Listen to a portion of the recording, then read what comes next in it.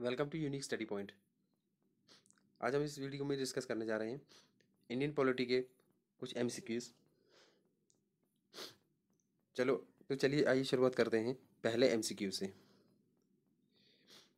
Which of the following provisions of the constitution came into force from November 26, 1949। पहला part है provisions relating to citizenship, provisions relating to elections. तीसरा part है provisions relating to provisional parliament. और fourth part है fundamental rights. कौन कौन से सही है?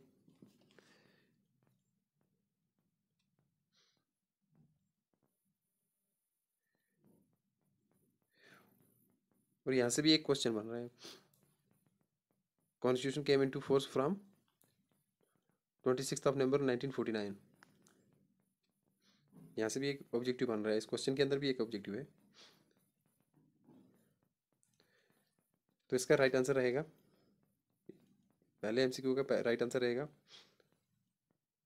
प्रोविजंस रिलेटिंग टू सिटीजनशिप, दूसरा प्रोविजन रिलेटिंग टू इलेक्शंस, और तीसरा provision relating to provisional parliament. इसमें फंडामेंटल राइट नहीं आता है। तो राइट आंसर हो गया थर्ड, 1, 2 एंड 3। दूसरा क्वेश्चन है which of the following acts give representation to Indians for the first time in the legislature. कौन सा एक्ट इंडियंस को पहली बार रिप्रेजेंट करता था?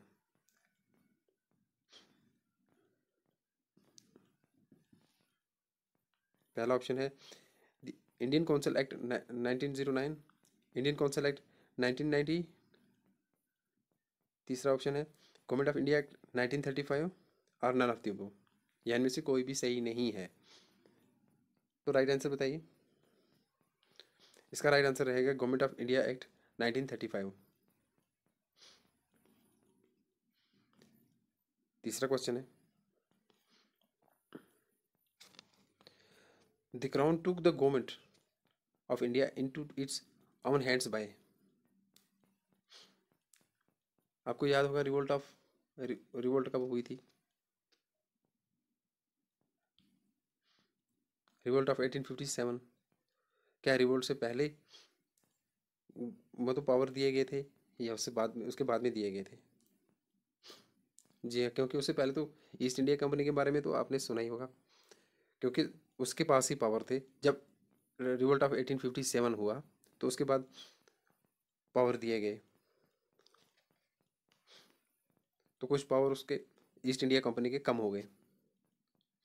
तो सीधी सी बात है कि रिवोल्ट ऑफ 1857 के बाद ही हुआ है। तो राइट आंसर रहेगा government of India act 1858।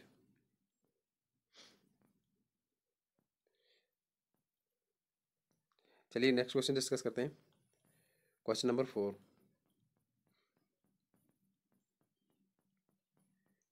Consider the following statement the Indian constitution is unwritten constitution, written constitution है, largely based on government of India act 1935। क्या इंडियन कॉन्स्टिट्यूशन अनरिटन कॉन्स्टिट्यूशन है या रिटन कॉन्स्टिट्यूशन है? दोनों option सही तो नहीं हो सकते, दोनों में से एक ही सही हो सकता है, या तो रिटन है या अनरिटन है। Largely based on government of India act 1935, क्या ये बात सही है? या फिर गवर्नमेंट ऑफ इंडिया एक्ट 1919 भी हो सकता है, गवर्नमेंट ऑफ इंडिया एक्ट 1858 भी हो सकता है। क्या हो सकता है? क्या ये पार्ट नंबर 3 सही है, largely based on government of India act 1935? Indian constitution जो है वो रिटन कॉन्स्टिट्यूशन है, ना कि अनरिटन। इंडियन कॉन्स्टिट्यूशन एक रिटन कॉन्स्टिट्यूशन है। और ये बात भी सही है, largely based on government of India act 1935। That means 2 and 3 are correct. Question number 5 है the Indian constitution establishes a secular state meaning। Preambles पढ़े हैं क्या आपने? Secular, social and Republic. अगर जिसने से प्रेम्बल्स पढ़ा है तो आसानी से वो जवाब दे सकता है। The Indian constitution establishes a secular state, meaning इसकी मीनिंग क्या है रहेगी? The state treats all religions equally, क्या ये बात सही है? Freedom of faith and worship is allowed to all the people, क्या ये सही है?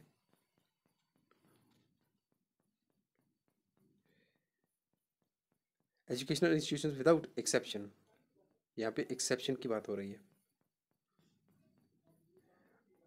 Educational institutions without exception are free to impart religious instructions. The state make no discrimination on the basis of religion in matters of employment.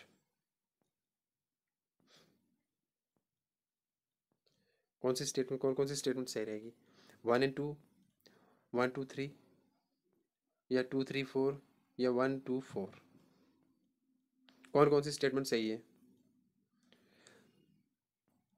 The state treats all religions equally, एक बिल्कुल सही है।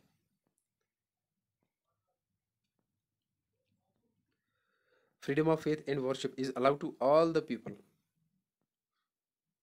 ये statement भी बिल्कुल सही है। Educational institutions without exception are free to impart religious instruction, यहाँ पे एक्सेप्शन की बात हो रही है, ये सही नहीं है ये statement. The state make no discrimination, कोई फर्क नहीं किया जाएगा on the basis of religion in matters of employment, कोई भेदभाव नहीं किया जाएगा रिलीजन के बेस पर, यह स्टेटमेंट बिल्कुल सही है। तो आंसर क्या रहेगा? 1 2 and 4, 1 2 and 4 कहाँ पे है? Last option 1 2 and 4। चलिए नेक्स्ट क्वेश्चन पे चलते हैं। Question number 6, the nationalist demand for constituent assembly, the nationalist demand for a constituent assembly was for the first time considered by the British government, though directly with the reservation in the Cripps proposal में थी, अगस्त offer में, cabinet mission plan में थी, act of 1935 इसमें थी। Constituent assembly से ये कन्फ्यूजन तो हो ही सकता है, कैबिनेट मिशन प्लान भी हो सकता है, एक्ट ऑफ 1935 भी, बहुत सारे ये ऑप्शन भी लगा सकते हैं, मगर ये सही आंसर नहीं है। इसका राइट आंसर है अगस्त ऑफर। नेक्स्ट क्वेश्चन पे चलते हैं। विच of the following was adopted from the Maurya dynasty in the emblem of government of India? Maurya dynasty से कौन सा एम्बलम, मतलब कौन सा अडॉप्ट किया गया था वो सिंबल, सोच के बताइए। बहुत ही इंपॉर्टेंट क्वेश्चन है और इजी भी है, मेरे ख्याल से कॉमर्स स्टूडेंट को भी पता होगा इसका answer.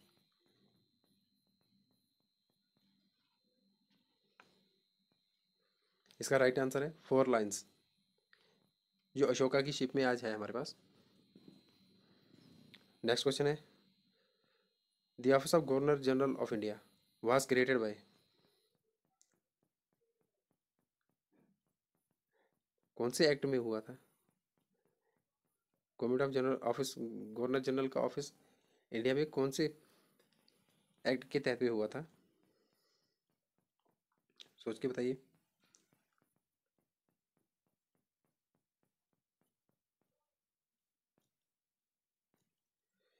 Charter act of 1813, charter act of 1833, government of India act 1858, government of India act 1935। ये दो तो यहीं से एलिमिनेट हो जाते हैं। गवर्नमेंट ऑफ इंडिया एक्ट 1858 इसके बारे में आप डिस्कस कर चुके हो। Government of India act 1935 constitution के टाइम पे, उस टाइम गवर्नर जनरल का कोई रोल ही नहीं था। कॉन्स्टिट्यूशन बनने के बाद governor general of Bengal, governor general of India, वो तो पहले ही थे। तो इसका राइट आंसर रहेगा चार्टर एक्ट 1883। चलिए नेक्स्ट क्वेश्चन है, who among the following is known as the father of the Indian constitution? ये तो कोई छोटा सा 9th का स्टूडेंट भी बता देगा जिसने 6 पढ़ी होगी। Who among the following is known as the father of the Indian constitution? Doctor B R Ambedkar, Mahatma Gandhi, Jawaharlal Nehru, Vallabh Bhai Patel. इसका राइट आंसर है, इसमें ज़्यादा डिटेल में नहीं जाऊँगा मैं, इसका सीधा सा आंसर है doctor B R Ambedkar. Next question है, when did mister Attlee, prime minister of England, announce the transfer of power to the Indians? Mister Attlee जो प्राइम मिनिस्टर थे इंग्लैंड के, कब उन्होंने अनाउंस किया पावर को ट्रांसफर करने के लिए? Any gas? अगर कोई गैस है तो प्लीज़ कमेंट बॉक्स में बताइए। अगर आंसर मैं बता रहा हूँ तो उसको इन डिटेल में किसी क्वेश्चन को लिखिए, ताकि आपकी नॉलेज और बढ़ सके, और जो उस कमेंट को देखने वाले होंगे तो उनकी भी नॉलेज बढ़ सके। इसका राइट आंसर रहेगा फरवरी 1947, पहला पहला ही ऑप्शन। नेक्स्ट क्वेश्चन है, who proposed the preamble before the drafting committee of the constitution? Jawaharlal Nehru, B R Ambedkar, B N Rau, Mahatma Gandhi?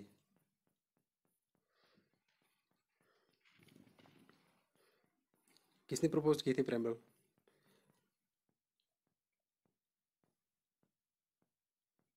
इसका राइट आंसर है जवाहरलाल नेहरू। चलिए नेक्स्ट क्वेश्चन पे चलते हैं। विच of the following is correct regarding the Indian constitution? It is completely based on British constitution. क्या ये पूरे का पूरा ब्रिटिश कॉन्स्टिट्यूशन से लिया गया है, इंडियन कॉन्स्टिट्यूशन है? It is made only on the basis of government of India act 1935। क्या केवल ये ओनली की बात कर रहा है, ओनली? क्या ये सिर्फ गवर्नमेंट ऑफ इंडिया एक्ट 1935 के तहत बनाया गया है, या फिर it is a mixture of several constitutions, या फिर बहुत सारे कॉन्स्टिट्यूशंस के, मतलब Irish constitutions, US constitutions, British constitution, या फिर इन सब का मिक्सचर है ये जो इंडियन कॉन्स्टिट्यूशन है? It is original. कौन सा आंसर सही रहेगा? It is completely based on British constitution. पूरा ब्रिटिश का नहीं है, क्योंकि आयरिश कॉन्स्टिट्यूशन भी है, यूएस कॉन्स्टिट्यूशन भी है, जर्मन का भी है, इसमें आता है, तो इसलिए पहला रॉन्ग हो जाता है। It is only made on the basis of government of India act, इसमें ओनली की मसला आ जाता है, तो इसलिए ये भी आंसर सही नहीं हो सकता है। जी हाँ, third is the right answer. It is a mixture of several constitutions. Panchayat raj was introduced in the country इन, कब किया गया था?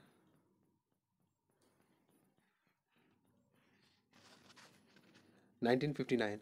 आप मुझे कमेंट बॉक्स में बताइए कि राजस्थान की कौन सी पंचायत में, कौन से गांव में, मतलब कौन सी डिस्ट्रिक्ट में, सॉरी पंचायत का नहीं, राजस्थान की कौन सी डिस्ट्रिक्ट में,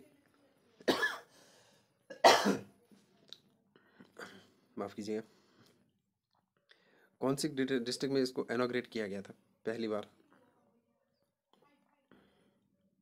panchayat raj was introduced in the country in 1959। Next question है, the amendment procedure laid down in the Constitution of India is on the pattern of Government of India Act 1935, Government of India Act 1947, Constitution of South Africa, Constitution of UK? इसका right answer है constitution of south Africa. जो amendment procedure है वो लिया गया है constitution of south Africa से। Next question है, the first session of the constituent assembly was held in, कहाँ पे हुई थी कॉन्स्टिट्यूंट असेंबली का पहला सेशन, कहाँ पे हुआ था कॉन्स्टिट्यूंट असेंबली कॉन्स्टिट्यूशन बनने के बाद? First session of the constituent assembly कहाँ पे हुआ था? न्यू दिल्ली में। इसका राइट आंसर रहेगा न्यू दिल्ली। चलिए चलते हैं नेक्स्ट क्वेश्चन पे। Who among the following was the chairman of the union constitution committee of the constituent assembly? इसका राइट आंसर क्या रहेगा? Who among the following was the chairman of the union constitution committee, यहाँ पे union constitution की बात नहीं कर रहे, यहाँ पे union constitution committee of the constituent assembly की बात कर रहे हैं, इसलिए आप कंफ्यूज ना होइए। बी आर अम्बेडकर तो आता ही नहीं है इसका आंसर।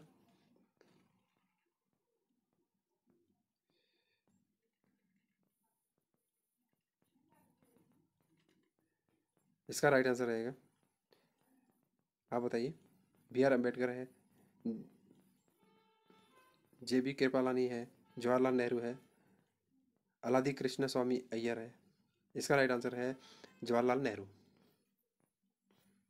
जितना ध्यान से याद करेंगे तो कोई भी प्रॉब्लम नहीं हो सकती है किसी भी एग्ज़ाम के अंदर, जहाँ भी इंडियन पॉलिटी पूछेगी वो, चाहे वो यूपीएससी का एग्ज़ाम क्यों ना हो, वहाँ पे भी इसी तरह के क्वेश्चन पूछे जाते हैं प्रीलिम्स के अंदर। नेक्स्ट क्वेश्चन है, the position of vice president of India resembles to a great extent the position of vice president of USA, Russia, Italy, New Zealand. इसका राइट आंसर रहेगा यूएसए। नेक्स्ट क्वेश्चन है, which are the following are is are correctly matched. India's national song क्या है? वंदे मातरम है क्या? India's national floor रोज है क्या? India's national animal क्या टाइगर है? और इंडियाज नेशनल बर्ड, बहुत ही इजी क्वेश्चन है ना, ये टफ लेवल पे है ना मॉडरेट लेवल पे है, एकदम इजीली आंसर दे सकते हैं आप इसका।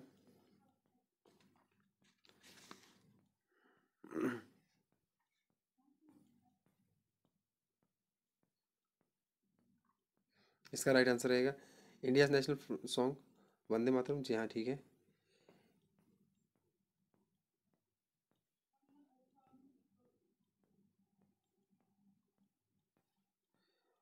और दूसरा क्या, इंडियन नेशनल फ्लोर कौन सा है? क्या रोज है? नहीं जी, जो बीजेपी वालों का निशान है वही है नेशनल फ्लावर। बाकी तो आप जान सकते हैं क्या निशान है बीजेपी का। इंडियाज नेशनल एनिमल टाइगर, जी हाँ बिल्कुल है। और इंडियाज नेशनल बर्ड कौन सा है? अगर ईगल है तो फिर बेचारा वो पीकॉक कहाँ जाएगा? तो that means 1 and 3 is the right answer. 1 and 3 है कहीं भी ऑप्शन में? जी हाँ, डी लास्ट पार्ट। चलिए नेक्स्ट क्वेश्चन डिस्कस करते हैं।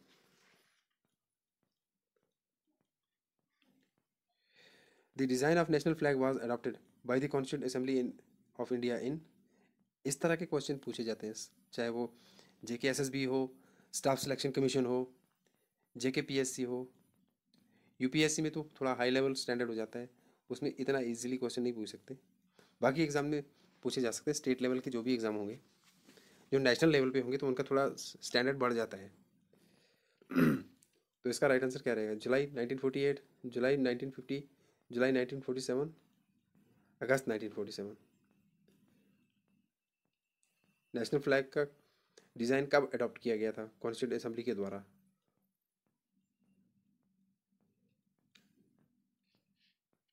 जुलाई 1947 is the right answer, third. चलिए आज के वीडियो का लास्ट क्वेश्चन डिस्कस करते हैं, क्योंकि वीडियो अगर उसकी ज़्यादा ऐड करेंगे तो 20 क्वेश्चन बहुत बड़ी बात है, अगर इससे ज़्यादा ऐड करेंगे तो वीडियो बहुत लंबी हो जाएगी। Which of the following are the principal feature of government of India act 1919? पहला है introduction of dyarchy in the executive government of the provinces. क्या ये सही है? गवर्नमेंट ऑफ इंडिया एक्ट 1919 के तहत पे introduction of separate communal electorate of for Muslims. क्या ये स्टेटमेंट सही है? थर्ड स्टेटमेंट है devolution of legislative authority by the centre to the provinces. क्या ये स्टेटमेंट सही है? Expansion and reconstitution of central and provincial legislature. अब आप बताइए कौन कौन सी स्टेटमेंट सही है? हाँ जी, ये तो पता है, कोई जवाब तो देगा ही नहीं, ना ही कभी डिटेल में कोई लिखेगा। इसका राइट आंसर रहेगा introduction of dyarchy in the executive government of the provinces. जी हाँ, ये स्टेटमेंट सही है।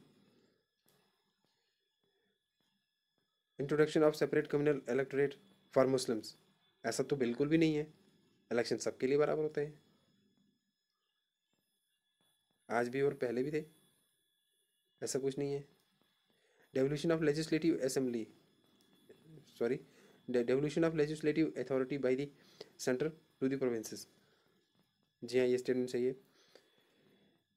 Expansion and reconstitution of central and provincial legislatures, बिल्कुल एकदम ये स्टेटमेंट भी सही है। तो राइट आंसर क्या रहेगा? 1, 3 एंड 4 कहाँ पे है? 1, 3, 4 डी, लास्ट ऑप्शन।